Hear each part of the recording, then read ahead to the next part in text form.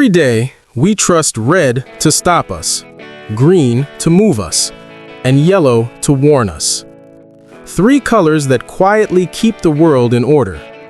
But few know the man who gave them meaning, a man whose name history nearly erased. His invention saves lives every single day. Yet, when he was alive, the world barely looked his way. This is the untold story of Garrett Augustus Morgan, the man who turned chaos into order. Garrett Morgan was born in 1877 in Paris, Kentucky, to parents who had once been enslaved. His father, Sidney Morgan, was the son of a Confederate colonel, and his mother, Elizabeth, was of African and Native American descent. Education was a luxury. He only made it to 6th grade before leaving school. But inside him burned something far greater, a mind that couldn't stop asking why and how. At 14, he packed his few belongings and headed north, first to Cincinnati, then Cleveland, Ohio. He took any job he could find: sewing machine repairman, handyman, learner of the world. That's where the boy from Kentucky began to become a man of invention. Working in a sewing machine shop, Garrett Morgan saw problems where others saw routine. Needles broke, fabric burned, air filled with smoke from new industrial machines. He didn't complain, he invented. His first creation was a simple device to stop fabric from scorching. But soon, his mind reached for bigger challenges. In 1912, after a tragic fire killed workers trapped in smoke-filled tunnels, Morgan imagined something new: a safety hood, a device that allowed people to breathe safely in toxic air. He didn't just invent it, he tested it himself.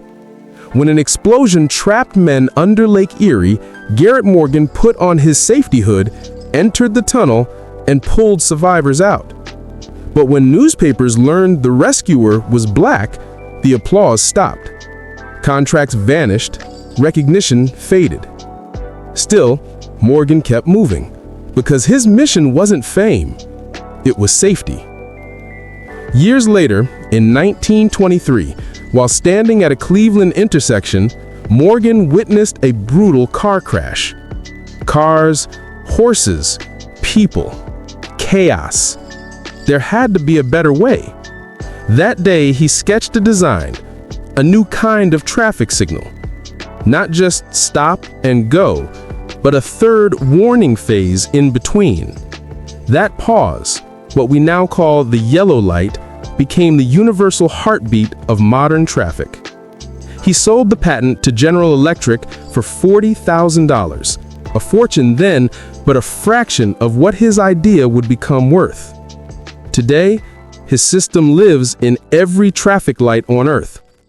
Garrett Morgan's inventions are everywhere, hiding in plain sight. Every driver who stops at a red light, every firefighter who breathes through a mask, they all rely on his genius. His safety hood evolved into modern gas masks used in wars, mines, and rescue missions. His traffic signal became the digital grid that moves entire cities. And his accidental discovery of a hair straightening cream sparked a successful business that funded his dreams. Few people can say their work touches billions of lives each day. Morgan can. Despite all he gave the world, Morgan faced constant barriers. Racism kept his name out of newspapers and his inventions underpaid. But he never stopped giving back. He founded the Cleveland Call, one of the first black newspapers in the city, a voice for the unheard. In his later years, chemical exposure during experiments took his sight.